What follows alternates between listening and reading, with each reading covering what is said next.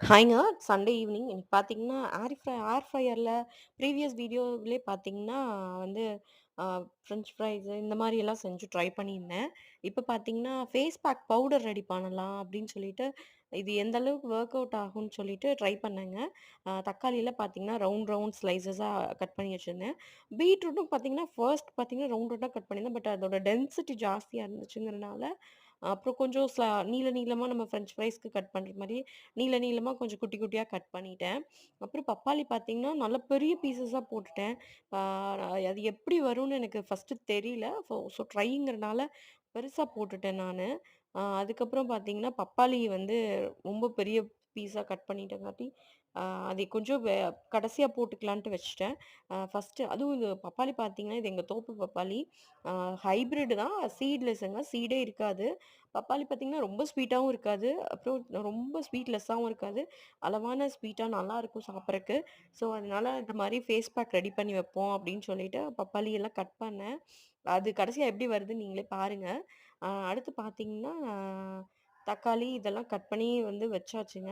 First வந்து இதுதான் நானு ரெடி பண்ணேன். பட் ஆனா இது வந்து ஒரு மாரி ஜாம் மாரி ஆயிடுச்சு. அ ஸோ பார்த்தீங்கன்னா, ஜாம் மாரி நான் வந்து இந்த பீஸஸ் அப்படியே தான் வெளியில வந்துச்சு. லைட்டா மட்டும் தான் மேல ஸ்மோக்கி எஃபெக்ட்டோட கிரில் பண்ணி தான் லைட் கிரில் பண்ணா எப்படி இருக்கும்? அந்த மாரி வந்துருந்துச்சு பப்பாளி பழம். நான் அதைய மறுபடியும் வந்து எடுத்து பல்ஸ் மோட்ல மிக்ஸியில போட்டு, மறுபடியும் வச்சு உள்ள வச்சு பார்த்தேன். அது ஜாம் மாரி அப்படி தான் இருந்துச்சு. அது வந்து ட்ரையே ஆகல. பவுடர் பண்ற மாரி எனக்கு கன்சிஸ்டன்சிக்கே மாறல. ஸோ, அதனால அத நானு அப்படியே எடுத்து கீழ போட்டுட்டேன். அப்புறம் பார்த்தீங்கன்னா, நம்ப இது பீட்ரூட்டும் பார்த்தீங்கன்னா, ஸ்லைஸா ஃபர்ஸ்ட்டு வந்து ஸ்லைஸா கட் பண்ணி, அதுக்கப்புறம் ஃப்ரெஞ்ச் ஃப்ரைஸ் மாரி கட் பண்ணி, அதுவும் செட் ஆகலன்னு அத மறுபடியும் போய் பல்ஸ் மோட்ல போட்டு வந்து, அதுக்கப்புறம் இது பண்ணது நல்லா ஃபைனா ட்ரை ஆயிடுச்சுங்க பீட்ரூட்டு. தக்காளியுமே வந்து 3 தடவ நான் ஹீட் பண்ணி எடுத்தேன். ஃபர்ஸ்ட் ஒரு 60 மினிட்ஸ், அப்புறம் ஒரு 30 மினிட்ஸ், அப்புறம் ஒரு 10 மினிட்ஸ் இந்த மாரி ரொம்ப நேரம் ஹீட் பண்ணி எடுத்ததுக்கு அப்புறம் தான் பார்த்தீங்கன்னா, கொஞ்சமாச்சும் அந்த இது வந்துச்சு. அ அதுவும் பீட்ரூட்டும் ஓகே. பீட்ரூட் வந்து பெர்ஃபெக்ட்லி பவுடருக்கு வந்துரு ஓகே.